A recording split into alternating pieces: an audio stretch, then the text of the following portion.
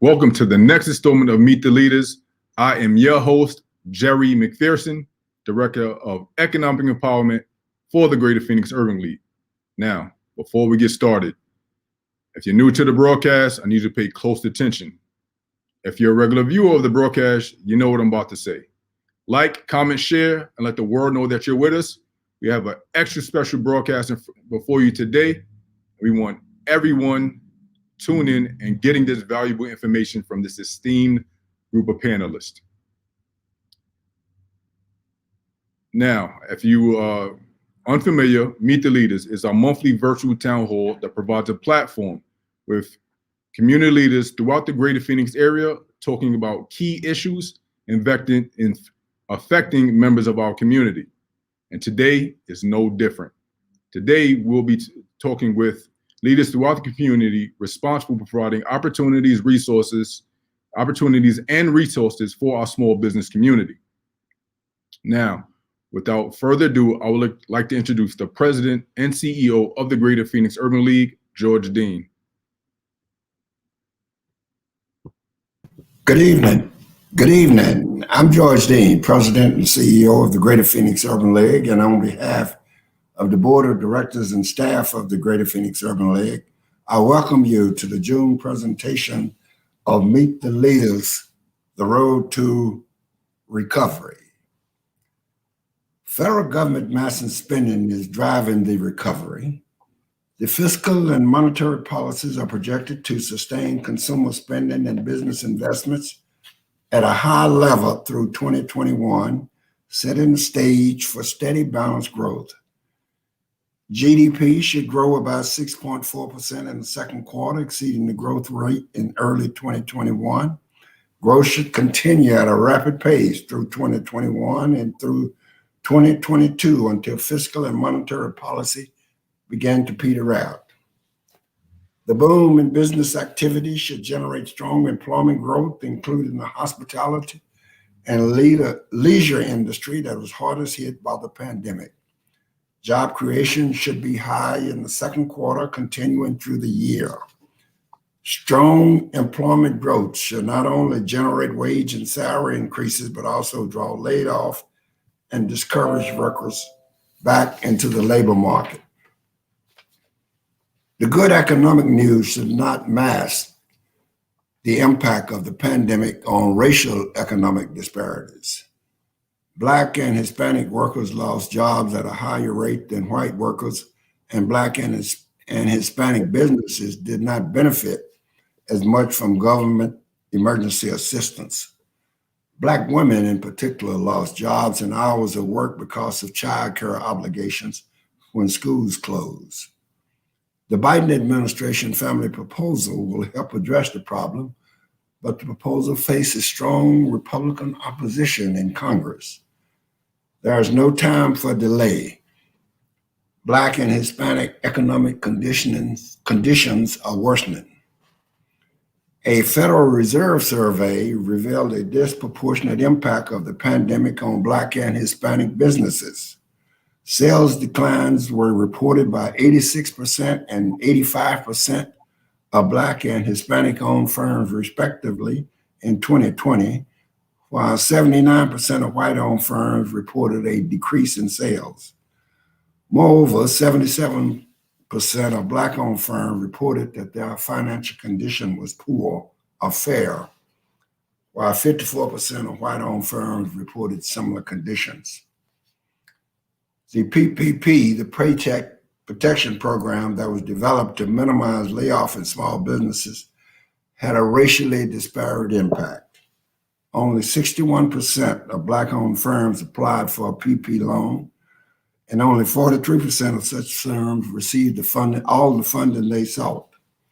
Black-owned firms were 5 times as likely as white-owned firms to receive none of the PPP funding for which they applied. This evidence shows the continuing racial disparity in the implementation of public policies designed to address economic crises. Similar disparities were common during the government's response to the Great Depression. The more things change, the more they remain the same. With all that's been done to revive the economy following the pandemic, Black Americans remain locked in the caboose of the train. Tonight, we have a distinguished panel of individuals that will inform and let you know where you can get more information about how you can get assistance in making your business expand and grow. We're pleased, very pleased to have Kimber Lanning, the founder and president of Local First Arizona, Christine Mackay, director of the City of Phoenix Community and Economic Development Department, Pat Crenshaw, the president and CEO of Pacific Southwest Minority Supplier Development Council, Delia Gomez, economic development specialist for the Small Business Administration, and Carmen Attikossie, manager We Rise program, Local First Arizona. And remember, if you haven't been vaccinated, please do so ASAP. The virus is still here, and the more people that get their shots, the better the virus will be under control. Get vaccinated and listen closely to the information the panel is going to provide you with. Back to you, Jerry. President Dean, once again, and as always, thank you for your service to the community and the Urban League movement. As mentioned, we have an esteemed group of panelists before you this afternoon. Again, Christine Mackey, Director, City of Phoenix for Community and Economic Development, Pat Crenshaw, President and CEO, Pacific Southwest Minority Supplier Development Council, Kimber Lanning, Founder and CEO for Local First Arizona, Delia Gomez, and a friend, very close friend of the Urban League. She's the Economic Development Specialist for the Small Business Administration. And last but not least, Carmen Attikossie, Manager with the We Rise program, presented by Local First Arizona. Great panel before us today. Again, like, comment, share, let the world know that you are with us. If you're a business owner, tell us about your business. What's the name of your business? What part of the Valley you operate in? Do you operate online? Tell us about the products and service you sell. This program is for you. This program is indeed for you. And as you all know, maybe you should know, maybe you don't, but this topic is very near and dear to my heart, particularly as Director of Economic Empowerment for the Greater Phoenix Urban League and a small business owner myself. We have a ton of information. We want to be certain that you are here to learn about the tools, resources, and opportunities. Not only tools and resources, but the opportunities that are available for your small business to help recover from this pandemic. But now we'd like to get started with Carmen Attikossie of the We Rise program, who will talk a little bit about the work that she does in the community and the program that they have presented to us.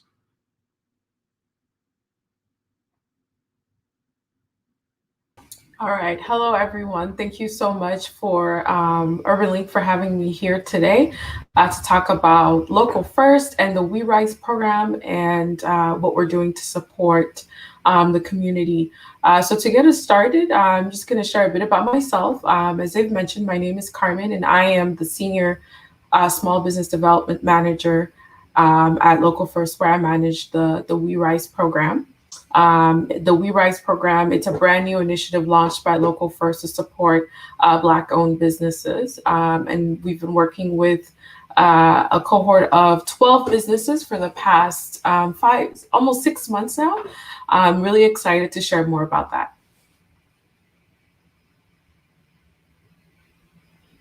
Jerry, I think you're muted. Well, if you're not new to the broadcast, this is I have a streak going that I talk muted at least once per program. So I'm glad I can be consistent, if not anything else. But Carmen, thank you for joining the broadcast today. I know we spoke a couple of different times about the We Rise program and the work that you're doing for Local First Arizona. So you said you have a cohort of about 12 business owners? Yes. Tell us a little bit about some of those in your cohort and what you've learned from them throughout this program. Yeah, I can do that. So we have a cohort of 12 businesses. In our cohort, we have folks who are ranging from the food industry to beauty, healthcare. And so far, my experience working with them it's been amazing. Learning about their journeys and how they've been surviving through the pandemic, the resilience that each of the business owners in our cohort shows it's impressive, and it motivates me to do my best to see them succeed, bring them quality content, quality instructors, overall good quality experience with the We Rise program. I've seen folks who flourished and grown since we started in January. Folks who came in with, I don't have a business model, I'm not even sure what that is, to I don't have a business plan. And it's intimidating, to folks who are just crushing it and killing it, developing business models and having a better understanding of their business plan and the plan of action for when we end the program.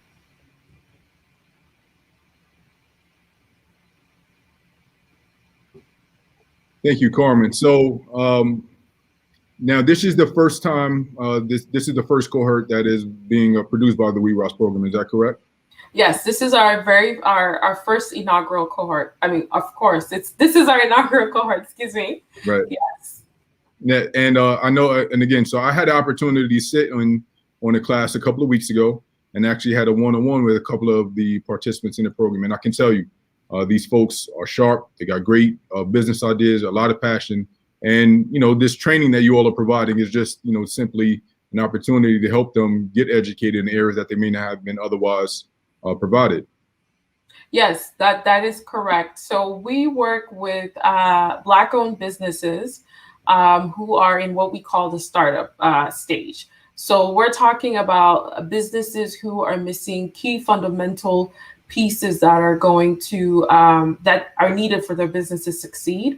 So we're looking at folks, let's say you have 1 year of business operation experience, or we have a wife and a husband team They own a clinic here in the Valley, and they've been operating for years, but they're missing key fundamental pieces of entrepreneurship and business, such as a business model or a better understanding of their business plan. Those are the folks that we take and that are admitted into the program, and we break down the key components. So having a better understanding of their business model. What is your business model? Is it cost effective? What are some changes you need to make to your business model? How can we help you craft a business plan? And all of this is a controlled environment with the goal of helping our folks to critically think and analyze through the different moving pieces of business operation. And we want to be able to accelerate these businesses in 6 months, hence why we call it the We Rise Business Accelerator, as we're working with startup businesses that we want to accelerate in 6 months. Got it. Now, the first cohort is off and running, and you're about 4 or 5 months in thus far. Now, there will be another cohort starting up. Can you tell us a little bit about when that will begin and how someone who may be interested, they can apply for it? Yes, I can. So the second cohort for the We Rise program is scheduled to launch end of July, and we are currently taking applications at the moment. So our application submissions close out end of June. June 30th is the last day to apply for the We Rise program. If you are a small business, Black-owned business who needs some assistance in crafting and developing your business, I want to highly encourage you to apply for cohort number 2.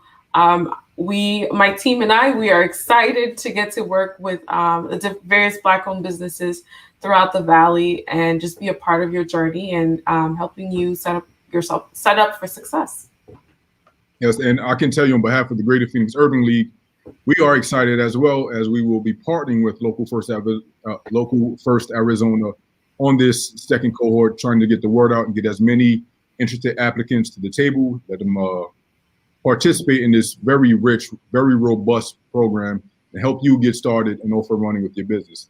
Now, Carmen, can you tell us a little bit about the cost for those who participate in the program? So this is the beauty of what we're doing here. There is no cost. This program there's no fee associated with this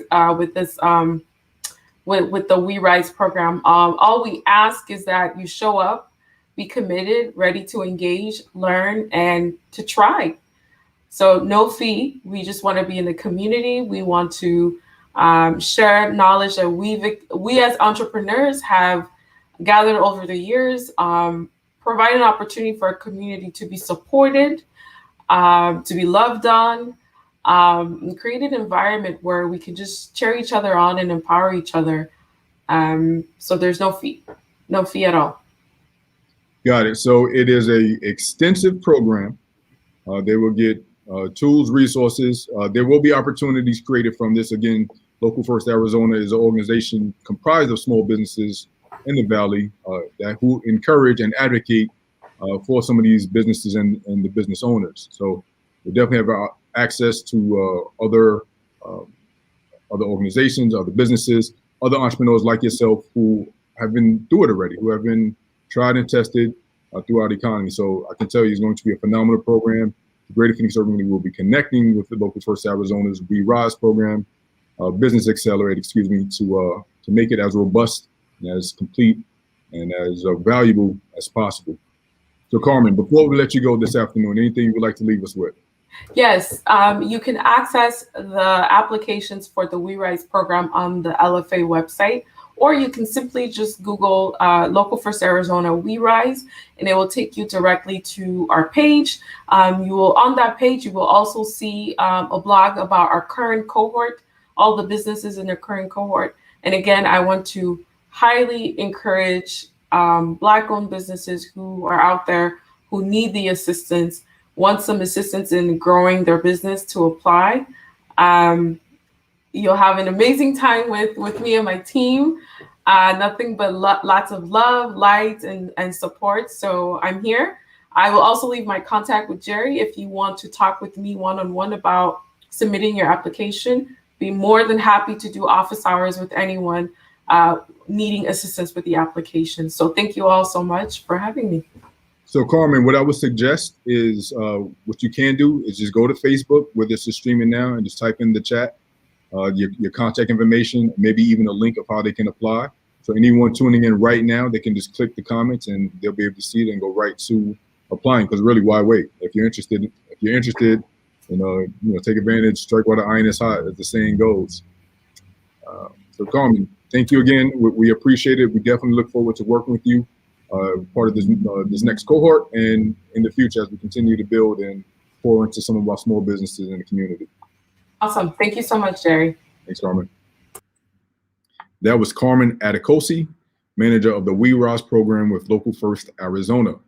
Now we will segue into our panel discussion with our guest today. The first of which I would like to introduce Christine Mackey, Director with the City of Phoenix Community and Economic Development Department. Christine, welcome to the broadcast. Thanks for having me here today, Jerry. I'm excited to be here with you. Got it. Well, Christine, for those who are unfamiliar with you, please introduce yourself as well as the work that you do. Thanks. So I'm Chris Mackey. I lead the economic development team here for the City of Phoenix. My team is responsible for business attraction, business retention, helping new development, bringing new development, and overseeing some of the workforce activities. We do a significant amount of work with our small businesses and micro businesses as well.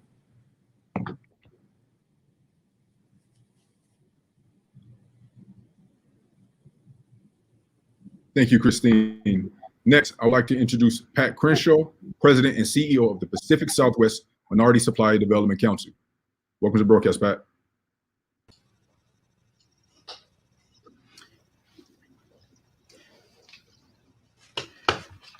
Thank you.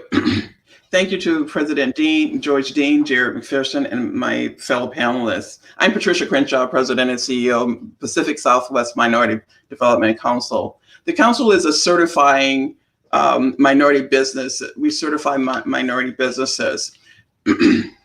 In doing that, I just wanted to share that we certify minority-owned businesses in Arizona and San Diego County, but the average revenue for the minority businesses that we certify is from 0 to 1.15 billion.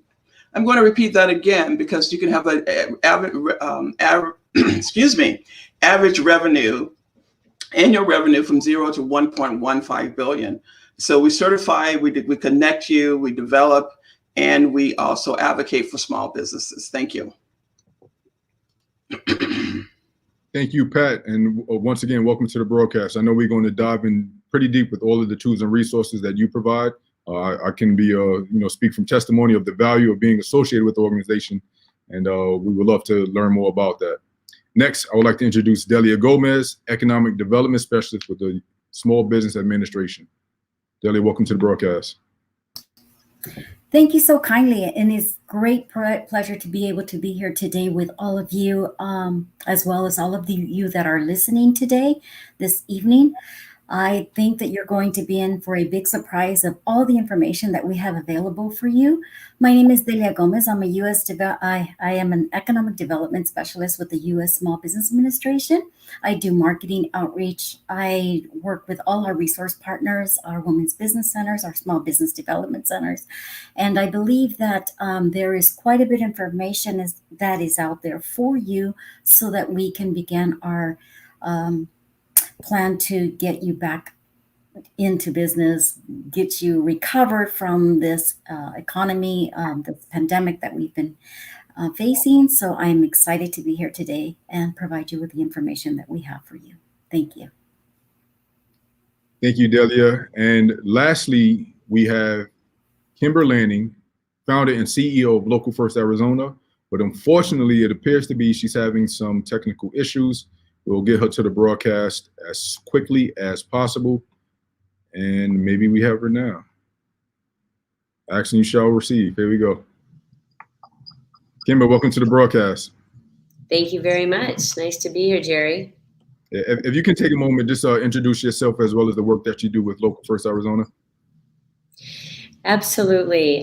Kimber Lanning, the CEO at Local First Arizona, and we are a statewide organization working to build a stronger Arizona economy. So we do that through a number of programs. Primarily, one of our strongest strategies is investing in entrepreneurship and small businesses. But we also run programs related to food and farming and building food sovereignty and healthy food access, as well as our sustainability programs, which help small businesses plan for the long term and save money by reducing their carbon footprint. Thank you, Kimber. So as you all can see out in the audience, we have a powerful group of panelists, all women I might add, who will be well informed to help small businesses in the community make an impact. So this will be a loose conversation amongst friends. We'll talk about some very important issues. As I mentioned, 2 resources and opportunities that's out before us. So please feel free to chime in. Feel free to pick up where someone else left off. We don't have to be too formal about this. It's just a conversation amongst friends. The first question I will ask, and I will start with Christine first, is how did each of your respective organizations respond to small businesses during the pandemic? Thanks for asking that question, Jerry. It was really a challenging time, but the interesting thing, it was a tale of 2 cities. So some of our businesses really found ways to absolutely thrive during the pandemic and change the way they do business and really were able to continue moving forward, while others were just smacked as hard as they possibly could have been smacked. We immediately, back on March 20th, I remember it like it was yesterday, and I mean March 20th of 2020, we deployed our entire team to start calling businesses to see how we could help. And we called 22,000 businesses to find out what we could do to be useful, what they needed, and what they were seeing. With that said, we worked very closely with a number of organizations, community organizations here in the city. At the direction of our city council, we were able to deploy about $15 million in grants to our small businesses to help keep them moving forward and to really bridge that gap and help them get through a pretty challenging time. And I think we get notes from them all, even still frequently, about how much that helped them keep moving forward. But it wasn't just funding. It was finding them access to other technologies, helping them fill out their PPPs, their EIDL loans, their other grant information, but also connecting them to other businesses to help them do business, to be able to find those things that they needed. So it was, although an incredibly challenging time for the city and our businesses, it's a time that I really relish because I think I got to know thousands of our small businesses a lot better during the last year. Thank you, Christine. That was some powerful work that you all did. 22,000 businesses. That is no short feat. That number might be mind-blowing to some that there are even that many businesses in the city of Phoenix, but 22,000 businesses and $50 million. That was definitely great work. Pat, would you like to respond how your organization responded during the pandemic? Sure. One of the things we did, we helped them navigate the loans and the grants that were available, to look at each one to see which one was specifically for them. Then we helped them complete loan applications. Our national office actually partnered with a lending institution that they could actually apply to. So any minority business owner, actually, it didn't have to be certified. We opened it up to the entire community throughout the country.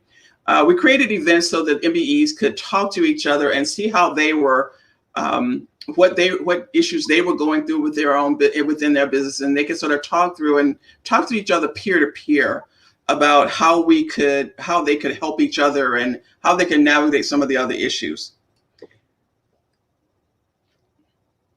Thank you, Pat. Now, and that partnership with the bank that the national organization established, I will tell you, that was a great opportunity. That was a great feat, particularly early in the pandemic when small businesses, particularly micro-sized businesses, was having trouble getting access to the funds and working with their institution that they thought they should have been able to rely on. So it was a great opportunity for your organization to step in and kind of help bridge that gap for the businesses and some of these lending institutions.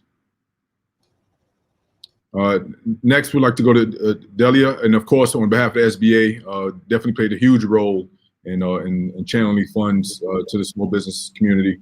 Would you like to respond? Yes, I would. It was a very, very busy March through, I would say, September 2020 for the SBA. We were not only dealing with hundreds and thousands of businesses closing because of the pandemic, but we were dealing with our congressional folks. We were dealing with Washington, D.C. We were dealing with our lenders. We were dealing with all of the businesses that were calling us constantly because they were concerned and worried about what was going to happen to them.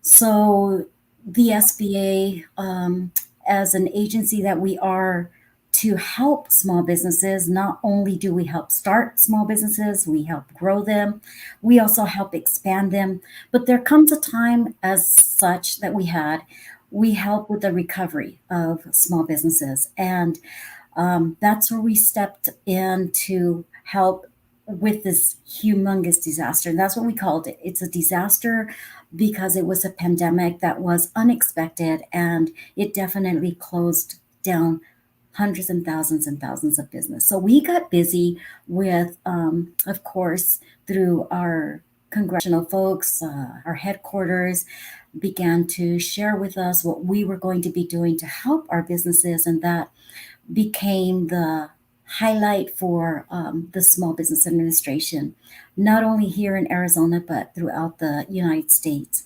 So we got orders for the Paycheck Protection Program. We had the EIDL that was available to all individuals that have and own a small business.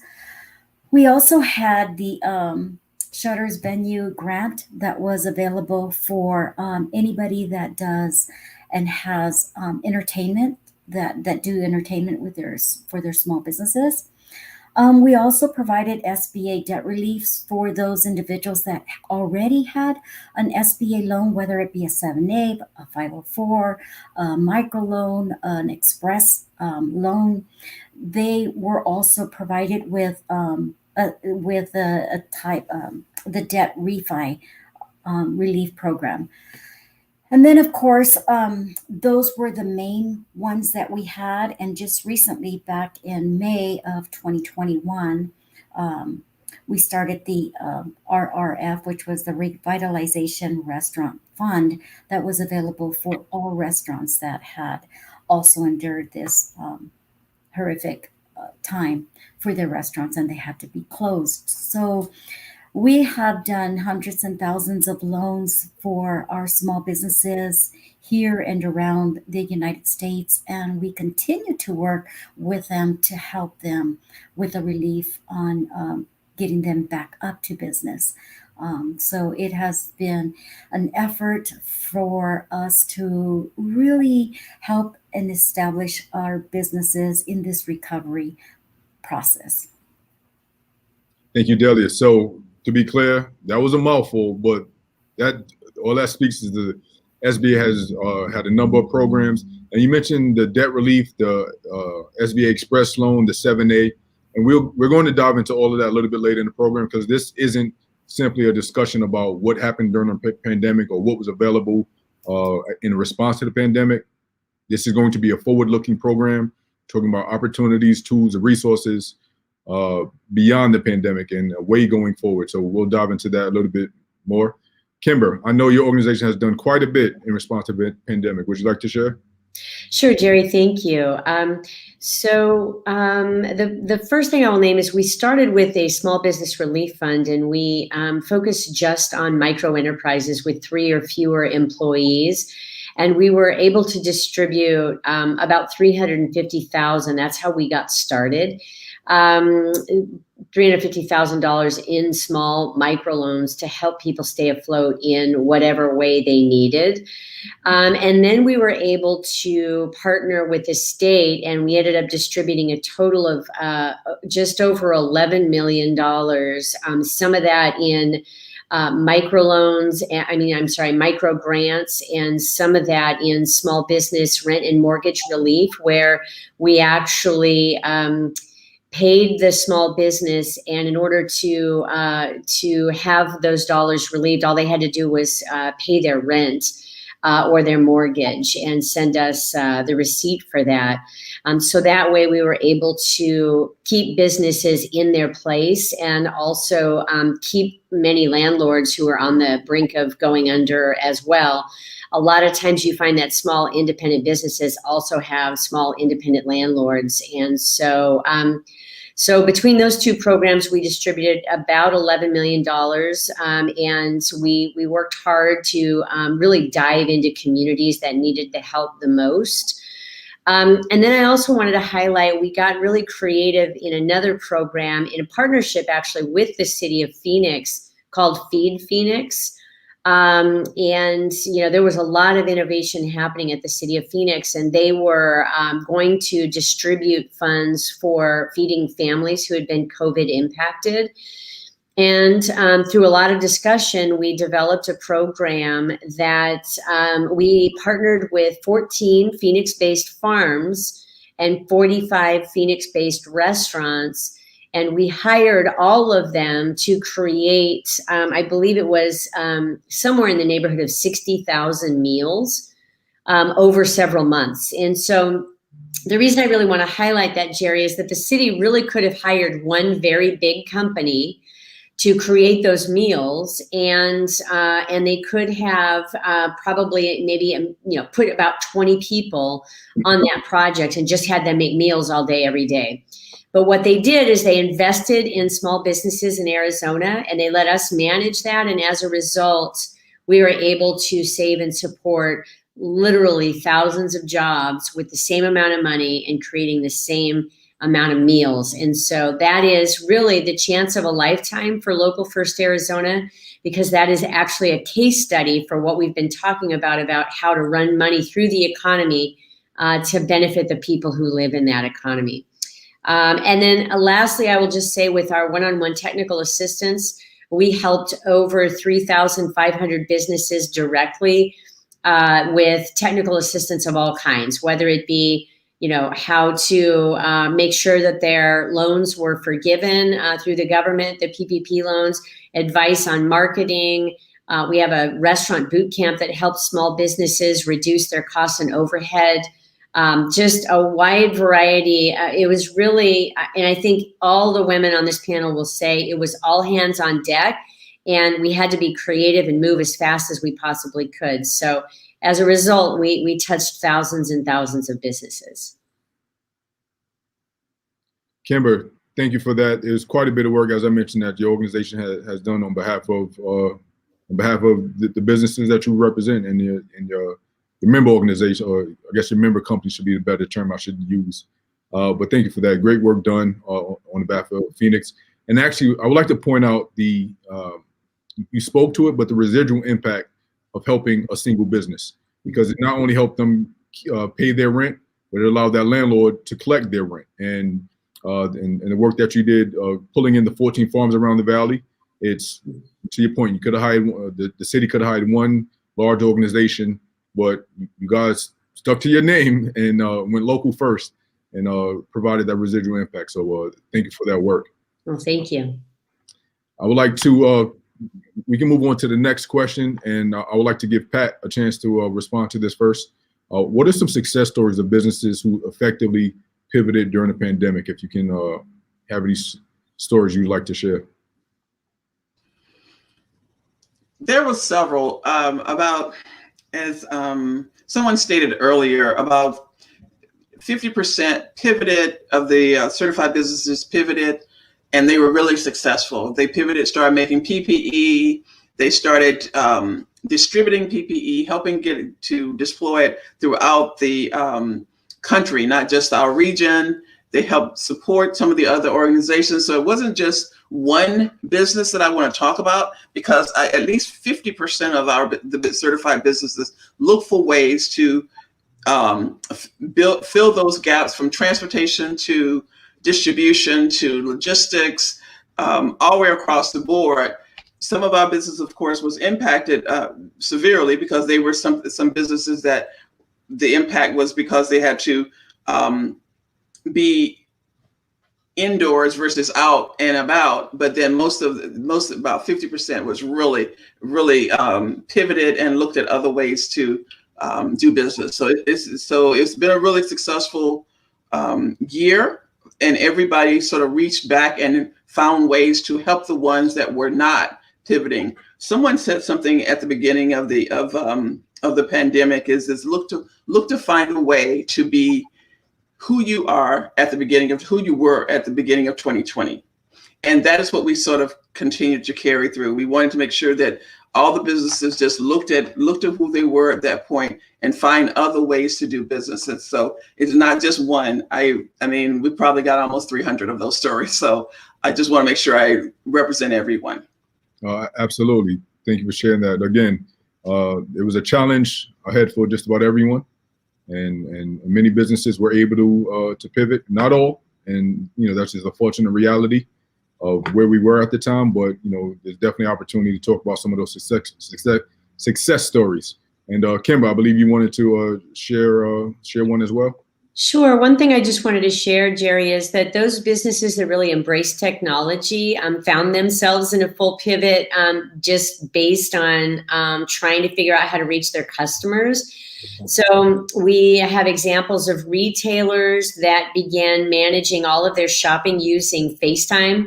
And, their customers really wanted recommendations and wanted to know about the product. And so they geared up all of their staff with unique phone extensions, and they were all out on the floor using FaceTime. There were businesses that started selling subscription services in advance to get that cash up front, and their longtime customers really showed up and partnered and assisted with them. And then we just saw some phenomenal partnerships, and full manufacturing pivots as well. Fabric in Tempe, their clothing manufacturer started manufacturing masks. We have a brewery that started manufacturing hand sanitizer. So I just want, like Pat said, there are hundreds, and it was truly inspiring. I'll tell you the one other thought I just want to share is how many businesses just stepped up and said, how can I help? My business is down for the count right now, but is there somebody else I can help? And we saw that in a number of situations as well. A print shop had to close up and was there trying to help other businesses really in any way they could. It was a painful time all the way around, but it was inspiring to see how many people were able to come up with creative ideas. Thank you for that, Kimber. And you touched on an excellent point in the story that you shared. When some of those businesses pivoted into or towards technology. And that is kind of where I would like to take the conversation going forward, because again, what happened, we're still going through it, we're still recovering, but we want to talk about some opportunities as a way forward. So I know between Kimber and Pat, each of you represent or work on behalf of small businesses. Can you share any tools or resources that you are aware of that some of these small businesses who have not already pivoted or towards technology that they still can take advantage of? And we'll start with Pat first. So first, I would recommend that they look at, other ways to do business. A lot of people were accustomed to walking in, having that lunch or having that coffee, and the ones that Kimber were talking about decided that they were going to embrace technology. And I'm going to recommend that everybody do, because at some point we're going to have somewhat of a hybrid. Yes, we're going to go back face to face, but there's going to be opportunities that you're going to have hybrids. One thing I heard from the corporations is that they had an opportunity to meet with more people. They had a more opportunity to meet with more minority business owners than they would if they'd been going from place to place. I think one company mentioned that they were up almost 50% of the number of additional people they could meet with. And they see that as a benefit. So I think that's part of it is we're going to be, yes, we're going to be face to face, but yes, we're going to also have a hybrid where they want to meet with you and get you in their, get them in their databases and get them opportunities. And the more time they have to meet with the people that they need to meet with is the more opportunities that will become available. Thank you, Pat. Kimber? Sure. There are still just a ton of workshops. And I would just encourage you to, if you're in the city of Phoenix, you can sign up for Hub. It's spelled HUUB, and you can get notified every time there's a workshop or opportunity for you to plug into. As a small business owner, we are still regularly teaching workshops to help you both strengthen your business and reach more customers. And then on the back end, to be able to reduce your cost and streamline, if you're a restaurant, we have all kinds of tips and tricks to, manage your portion sizes or even change your cutting techniques to stretch your food further to reduce your food costs. So, Jerry, I really think there's a lot of ways to plug in. If you don't see the kind of workshop you want, raise your hand and say, hey, can somebody create this work? Let's find the experts. You can't be the only one going through something. So let's find somebody who can help. And please reach out to us if we're missing something. By all means, reach out and we'll try to find experts and bring them right to your doorstep. So we have a wide variety on the educational side. On the grant side, we run a micro loan program in two counties. Not in Maricopa County, but in 2 rural counties. And we're doing character-based lending. We're in the process right now of expanding one of our sustainability programs from Pima County into Maricopa County. And while those aren't grants, they are loans at 2 and 3% interest to actually implement some sort of cost savings measure in your business. So please visit our website, and it's at localfirstaz.com, and you can learn more about those types of loans as well.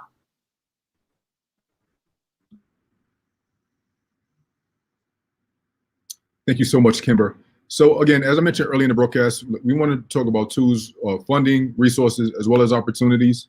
If we can, just pivot a bit. If we can, let's pivot to funding. And I guess with that, we'll be able to bring in Delia, who could tell a little bit about some of the funding opportunities that are available from the Small Business Administration.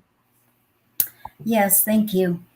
Another thing that I would like to add to just what you were talking about with the other 2 panelists is that our resource partners are here to help, to educate, to try and help a small business that is suffering from this pandemic, as well as just anything that they may just be experiencing in their business.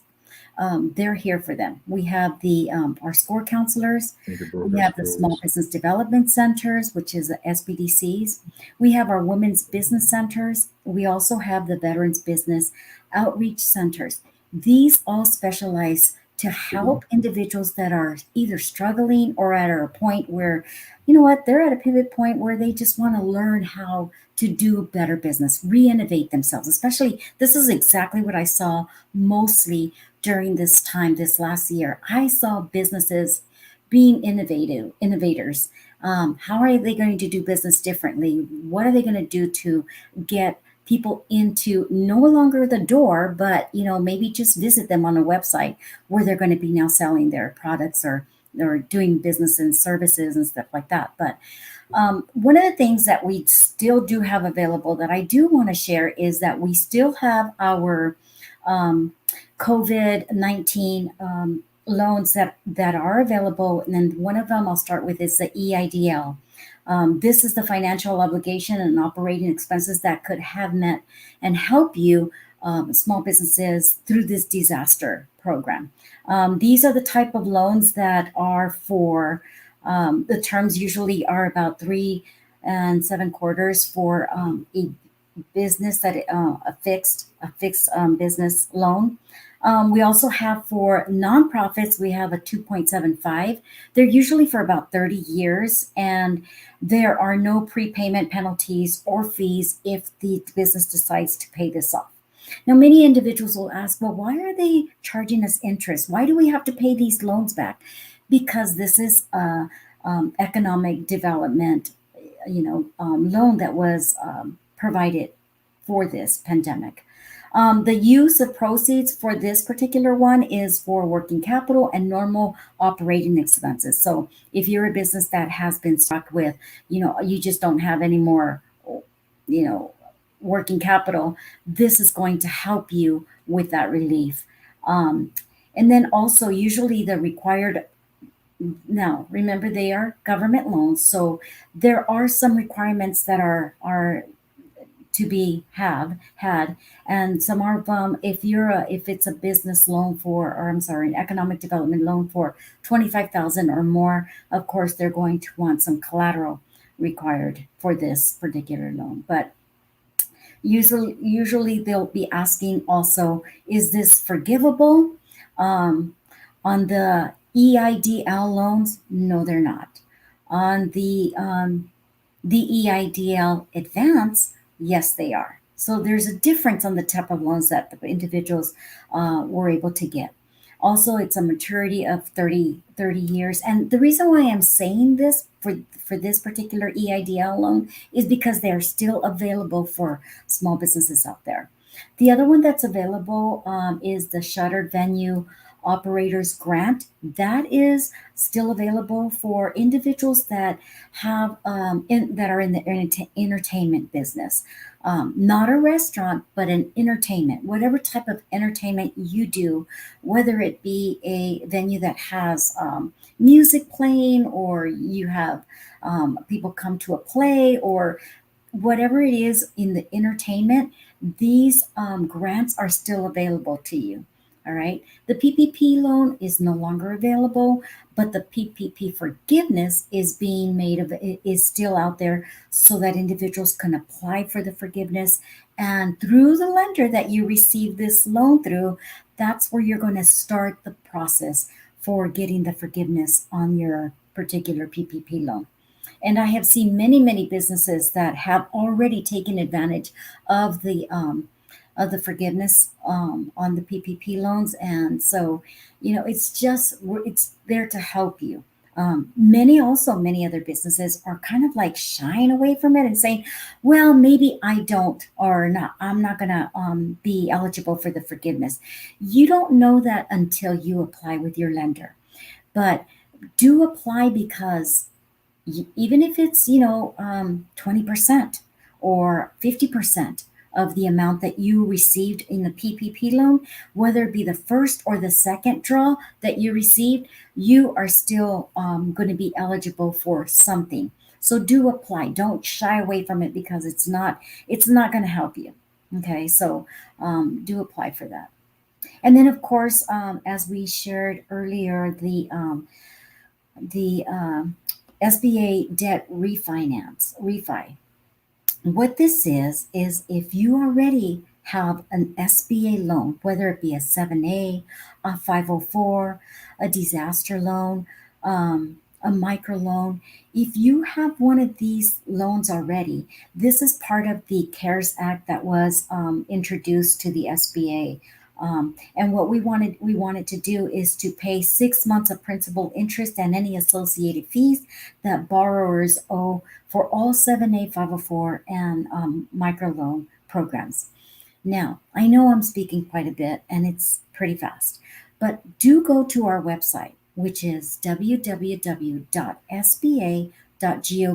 and you're going to be able to see all of the information that we have available for you with regards to these particular types of loans that we have, as well as the grant program that we have.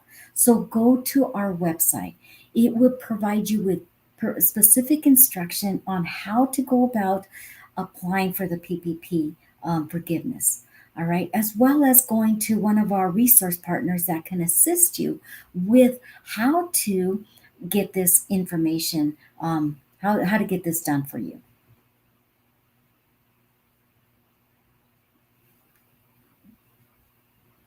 Thank you, Delia. And yes, it wasn't a mouthful, but it was quite a bit of information that needs to get out there. And this is why we brought you onto the broadcast to help share that. So thank you for that. Again, the website, sba.gov, a number of resources from funding to training, things of sort. And actually, I'd like to come back to you a little bit later in the broadcast to talk about some of the training programs that the SBA offers, because that was personally how I got first introduced to your organization and yourself as well. So thank you for that. But again, we want to talk about resources, funding, as well as opportunities. And next, I would like to bring Christine Mackey back into the discussion. I know you've been quiet for quite a bit, so kind of want to get you back into the ring for a moment. But as Director of Community and Economic Development for the City of Phoenix, you have a pulse and foresight into some opportunities that are currently and will become available in the near future. So if you can tell us a little bit about what your organization is doing in terms of community and economic development. So Jerry, as I saw Kimber chuckle when you said that I've been sitting quiet, because Kimber knows I never sit quiet. She and I do a lot of stuff together, and she knows I never sit quiet. So I saw her chuckle when you said that. So on the community and economic development side, the city is just, it's an incredible time to be in the city of Phoenix. It is, all the work that so many people have paid attention for so many decades are driving small businesses and micro businesses and new businesses into Phoenix. So we're seeing even during the pandemic, a significant amount of job creation and capital investments and new development. And Phoenix continues to be, the fastest growing city in the country for the 5th year in a row.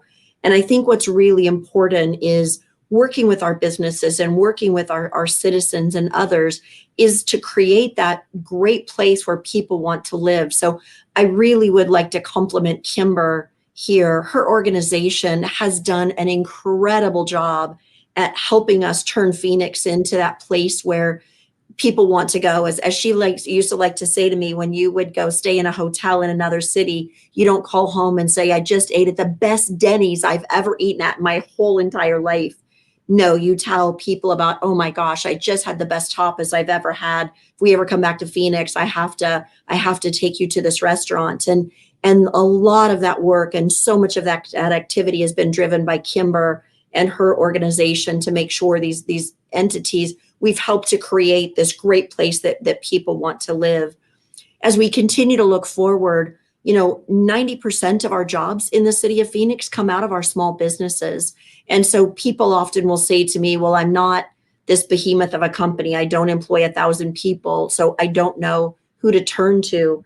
And that really is our organization's efforts. I spend most of my day helping our small businesses stay alive, find funding, find financing, turn ideas and passion into job creation and businesses. So there is so much opportunity in Phoenix right now. And it sounds, I'm the economic developer of the 5th largest city in the country. And yet we're coming out of a pandemic. And I know so many of our businesses are still struggling and they're hurting so badly. And I know you're going to ask a question in the future about what we're doing to be able to help those businesses continue on, and ready and excited to talk about that. But as we look at what's going on in Phoenix, it is just, it's significant growth in areas that really were not your granddad's Phoenix anymore. It isn't an economy that's built on golf courses and retirement and tourism. Not that they're not all great industries and have a great place, particularly tourism here in Phoenix, but this is an economy that's now built on solid small businesses and micro businesses and technology related businesses that Kimber was talking about earlier, that ecosystem where we're bringing in businesses that are then providing more work to our smaller businesses. They're hiring local, they're bringing on local activities and local movements. So we're seeing just a tremendous revolution here in Phoenix across all technology sectors and small business sectors and restaurants. If you look at, as an example, just downtown Phoenix through the pandemic, we're coming out on the other side of the pandemic with 25 more restaurants in downtown Phoenix than we had going into the pandemic. So I think that just speaks so much volumes for Delia's work and Patricia's work and Kimber's work in helping these businesses navigate through this really tough time that, if we get lucky, none of us are ever going to see again in our careers. But I think what it showed was how Phoenix is resilient, and we collaborate and we work together and we put our heads down and we don't leave anyone behind. We do our level best to ensure those resources get out to our businesses, and just continue to be so excited for ways that our team can help. As Kimber said, if you've got some type of a video or some type of a program that you can't find out there, let us know, because our best activities and our best work come from someone calling or emailing us or reaching out to one of the four of us saying, hey, I haven't seen anything on this. And we'll get together and work and create those programs and opportunity, because the last thing we want is one of our businesses to get left behind when there's resources that one of the four of us could bring to bear to help those companies succeed and come through on the other side in better shape than they went into this thing. Thank you, Christine. So just to follow up on that, if there are new and aspiring and growing small businesses out there, what can they do to tap in and kind of, benefit from some of this development that's happening in Phoenix, as well as some of the investments being made by the state?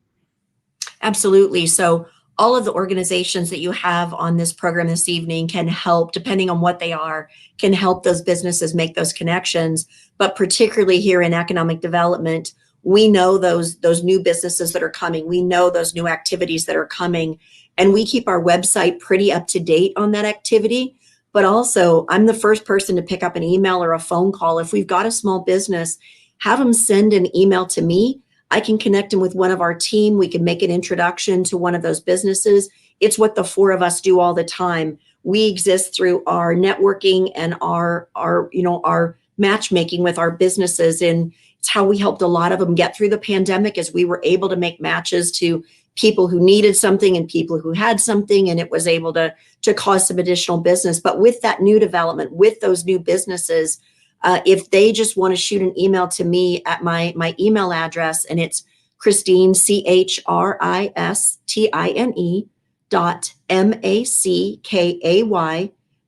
@phoenix.gov, I will get them connected to one of my colleagues here on this meeting tonight, or send the information to one of my team members, or I'll reach out to them directly, and we can get whatever introductions that they're looking for some of these new businesses that are coming.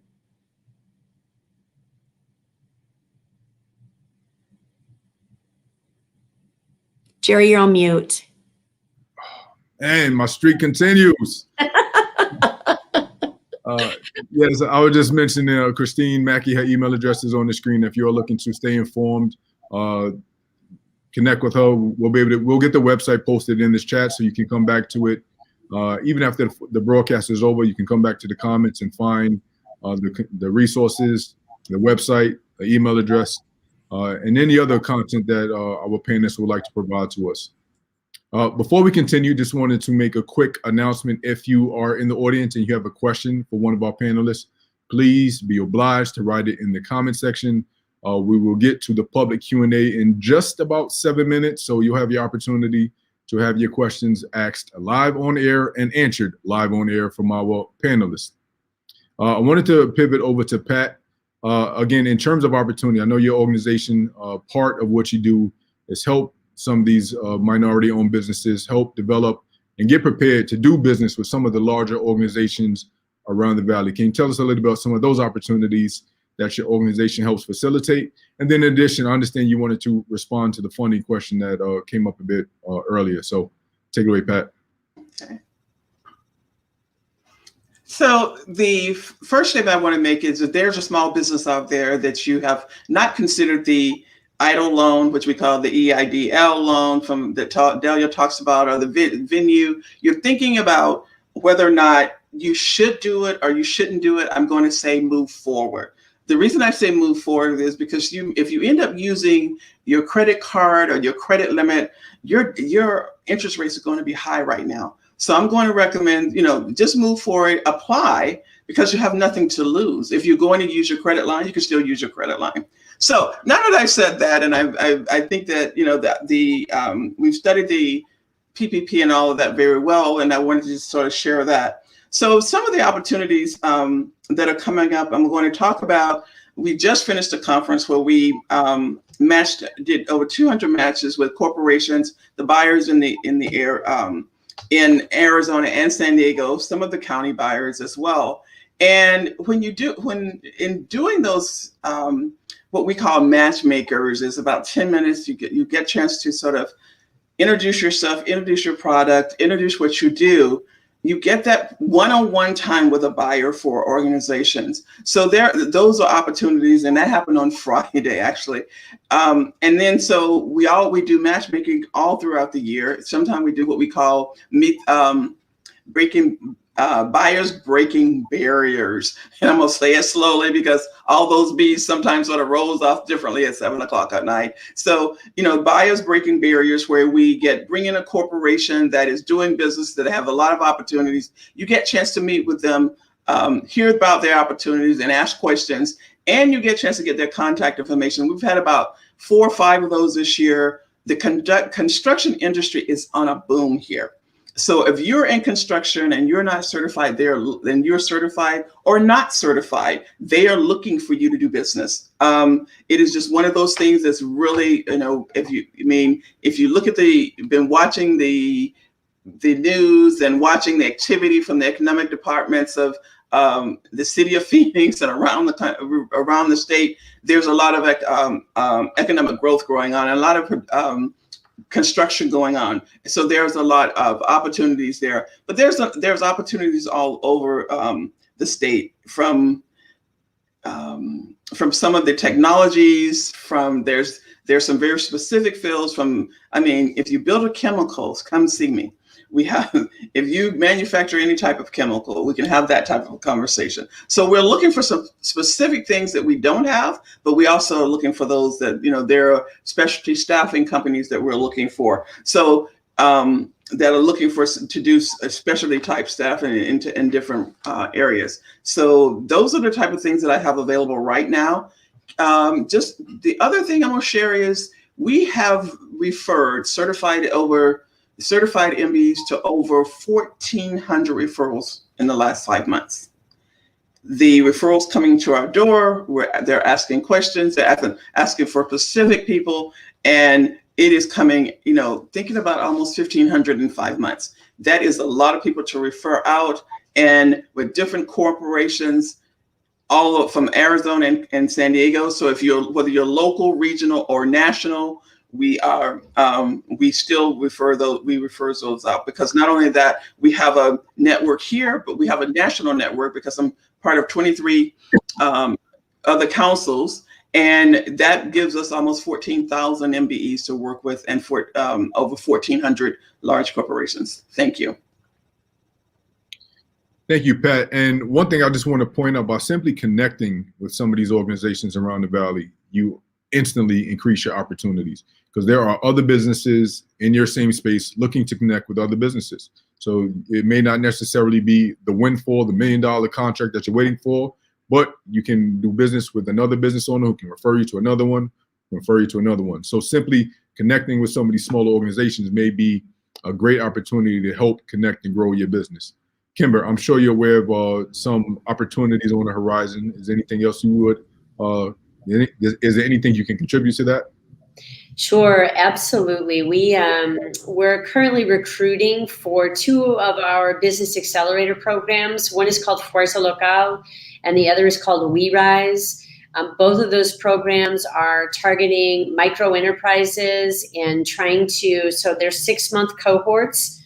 Classes are every other week in the evenings, and they just deliver a wide variety of knowledge and expertise that's aimed at really strengthening small businesses. And the reason I bring this up, Jerry, is that if you participate in those programs, we encourage you to make payments into a savings account. So the programs are free, you qualify to get in them, but we encourage people to make payments into a savings program. So they're saving $1,000 over 6 months. We then match them $1,000. And then we have a partnership with Marisol Federal Credit Union. If they take that $2,000 and just simply open an account there, they can qualify for a $2,500 line of credit. So again, they've saved $1,000, and now they have $4,500 and a business plan for how they can invest those funds. So just a glimpse, Fuerza Local, we have over 500 graduates from that program now who have gone on to create over 800 new jobs. And We Rise is a fairly new program, so we're getting ready to graduate our first cohort of 12, and we're recruiting for our next cohort, which will launch in the fall. And then one other thing I want to mention is we also have a program that's a little bit more advanced. It's called Nivel Ejecutivo, which means next level executive. And that is a program for, again, micro enterprises that have come through Fuerza Local, but now they have at least 3 employees and they're at least grossing $300,000 a year. So it's a little bit more sophisticated and it's a little bit more of a more advanced curriculum. And it's a shorter program, but again, it helps businesses once they get through that initial startup phase, begin to think about how they're going to continue to grow their business. So those are all ongoing opportunities. The We Rise program is the one currently right now. I think that you can still apply for the next 2 weeks. But yeah, that's open for application right now.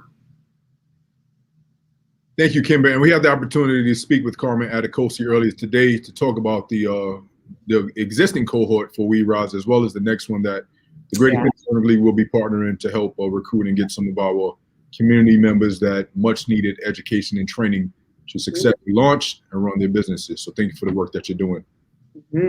Yeah. We have a couple of questions that came in from the audience, and we'll start with this one from Cynthia Cook-Shozen. Forgive me if I'm mispronouncing your name. How can local businesses connect with registered minority and women-owned businesses especially? Are there resources that are searchable for contact information? Contractors looking for subcontractors, for example. Pat, I think you might be best primed for this one. So you can reach out to me, and I'm going to give you the email address. That is president at PSWMSDC. That is president at PSWMSDC.org. Yes, I'm accustomed to saying it, so I'm going to say it really slowly. So that is one way.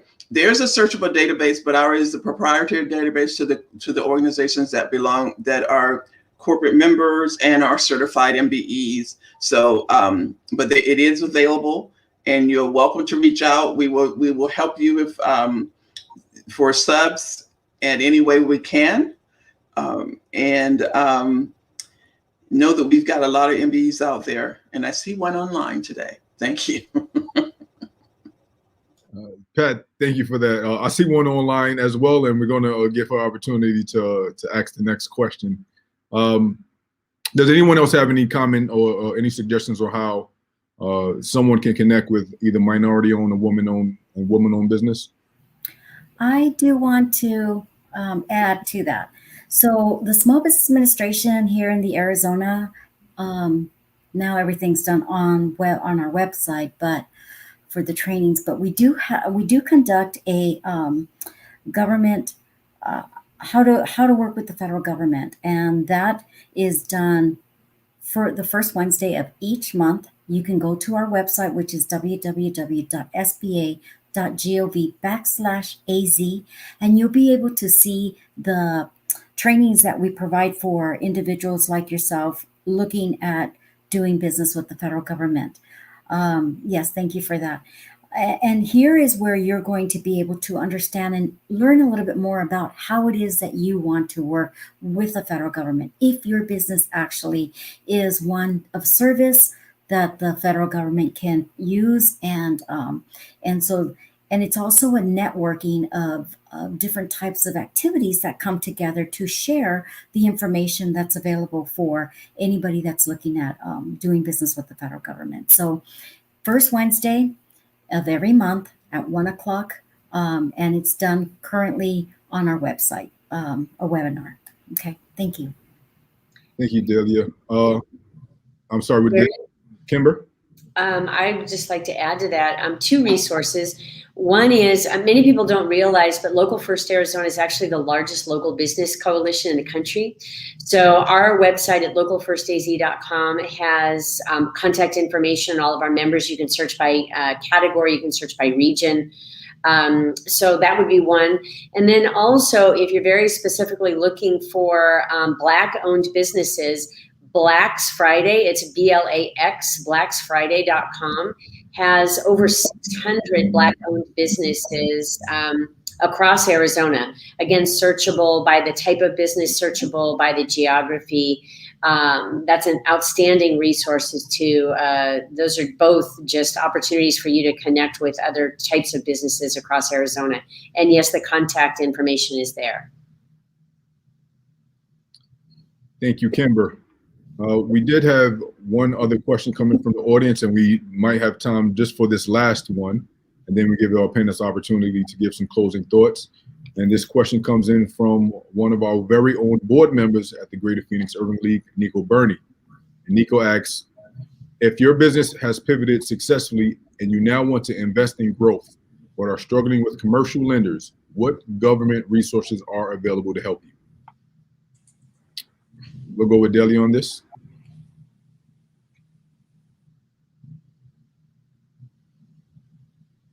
I'm sorry, you Yes. muted. Yes. First of all, let me tell you, it's not easy being a woman and working with lenders, okay? One of the things that is very important as a woman-owned business to be prepared. The better prepared you are with your business, with knowing your numbers, who you are, where you're going, how much you make is very important. And the better prepared you are, that is going to help you be ready to work with a lender. So commercial lenders will work with anybody and everybody. But the best thing that I would say is just be prepared. Just like local real estate is real estate, the location. I can't stress enough of how important it is for you to be prepared, to know your numbers, to know your business inside and out 100%, because that's what the lender is going to make sure that they want to know who they're working with. And women, unfortunately, we do have a disadvantage because they rather deal with a man. So the better prepared you are, the more excellent and prepared that you are to work with the lender is going to be 100% better for you. And if you need that help, you can always look to our resource partners. You can always go to our website. And we actually have a checklist on our website on what the lenders expect from you when you begin to work with them. So not impossible, but definitely you want to be the best prepared that you can be.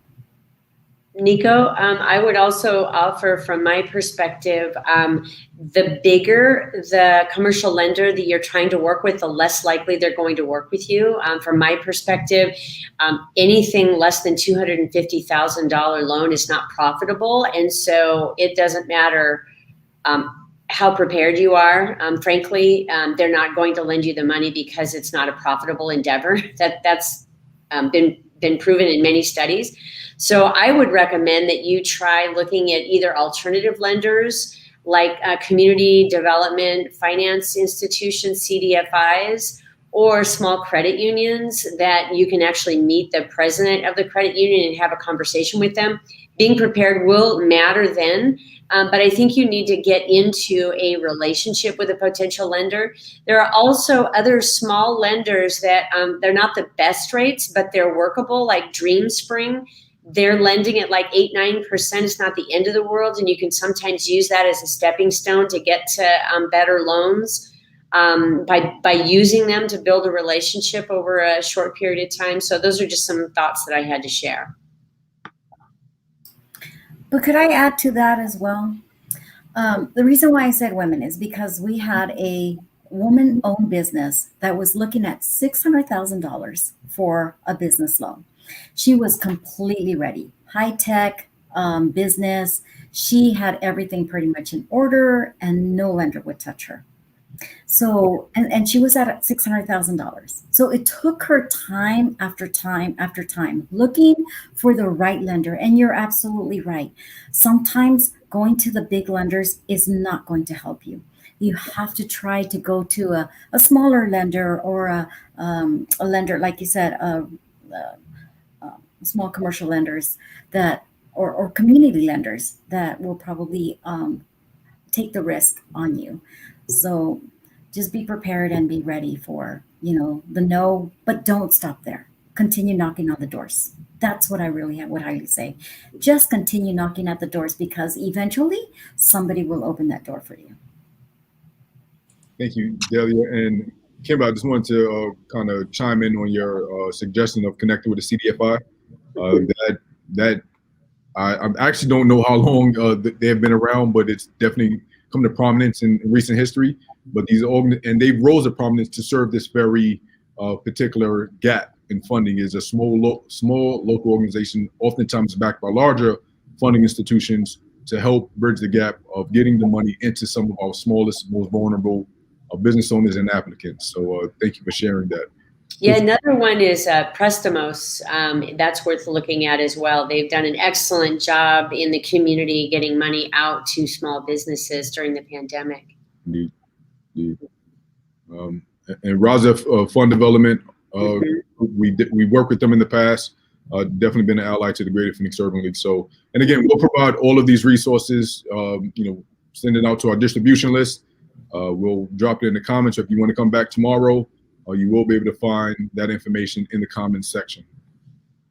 It doesn't look like we have any more questions from the audience, so I guess we can begin wrapping up today's program. Yes. I'm sorry, this is Kimber. I do see one question from Mark Overall about how are the cohorts picked. I assume that's for me. Sure. Applicants must apply, and then they come in for an interview. So they're basically picked by two things. One is, are they at the right level? In other words, are they looking for the kind of support that we're offering and not too advanced for what we're offering? So finding that right balance, and then balance that with how much funding we have. So because we do, it is free. And because we do offer the matching grant component, you can imagine that that adds up pretty quickly. So we usually try to keep them in cohorts of 12. So right now we have one cohort for We Rise and 4 cohorts for Forza Local going at this particular time. So kind of just finding the right fit opportunities, Mark, and that's really how we've gone through. We have a selection committee that does the interviews, and then everyone in the community that's on that committee has a voice in who gets selected. Mark, thank you for your question, and Kimber, thank you for catching that question, because I'm sure he's not the only one who had that question to ask. But yeah, we don't, and I'm certain this time we don't have any other questions coming in from the audience. So I will again do a round robin. We'll cycle through, and we'll start with Christine to give some closing thoughts. Yeah, thanks, Jerry. Excited to help anybody who is listening to this program. Reach out to us directly. The City of Phoenix is going to be standing up some additional grants here over the summer to help our businesses that are struggling, help them get back on their feet and move forward. But we're also going to work towards creating and introducing a workforce training program. So our small businesses that need their workforce upskilled, that need a new skill, that are looking to hire and are struggling to find workers with the skills they need, we are going to have some funding available to train that workforce and get them ready for you to hire. So excited to keep working with our small businesses and helping them stay here in Phoenix. And thanks for having me here this evening. Oh, Christine, it was our pleasure to have you, and thank you for sharing the information that you did. Pat, would like to offer some closing thoughts? Sure. If you're thinking about whether or not you should be certified as a minority business owner, I could ask you to consider it. Go to Pacific Southwest Minority Supply Development Council's website, and there's a prerequisite questionnaire. The other thing is we have a program that is going to help train minority business CEOs. So it's MBE CEO Leadership Academy, which I know that's a lot of initials, but if you're certified, you can be a new CEO or you can be a seasoned CEO, and we sort of match those up. And those trainings is you get executive coaching, you get some HR training, you get a chance to talk about things like Briggs Myers. To do that, you get some marketing, you get some sales. So all of those training for that academy, you get this. It is a 7-week program that you get a chance to go all the way across your business to help you with your CEO duties. So I suggested, if you're interested in that type of a program, that you are peer-to-peer with CEOs, because we don't allow anyone other than CEOs, because we want to keep it to conversations that CEOs need to address. Thank you. Pat, thank you for sharing that. And again, regarding the Pacific Southwest Minority Supply Development Council, I can offer testimony to the value of being associated with the organization. I have definitely been able to connect myself and grow my business just by simply being a member and networking with some other small businesses looking to kind of advance and grow together. And I guess the other thing to make mention of is when we think of small business, and I'm sure we all can attest to this, but the audience may not be fully aware. We think of micro businesses or mom and pop businesses, and small businesses go beyond that. I believe the number might be 250 employees. So you can easily connect with some of these quote unquote small businesses that will be a great opportunity for you to help kind of upgrade your skills, product, services that you do offer. So the Minority Supply Development Council is a great place to start for that. Delia? And what I would like to add is if anybody is in the at a time where you want to start, set up shop at a new location, or transform your business, your small business, into a global operation, the SBA offers executive entrepreneurship, education and training, mentorship opportunities, and export assistance to help you expand your horizon.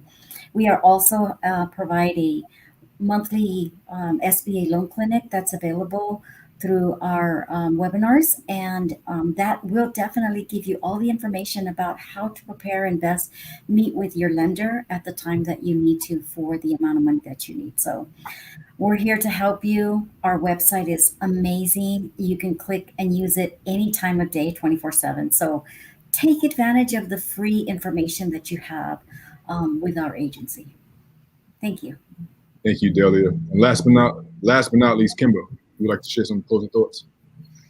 Sure. I think my main thought revolves around the fact that,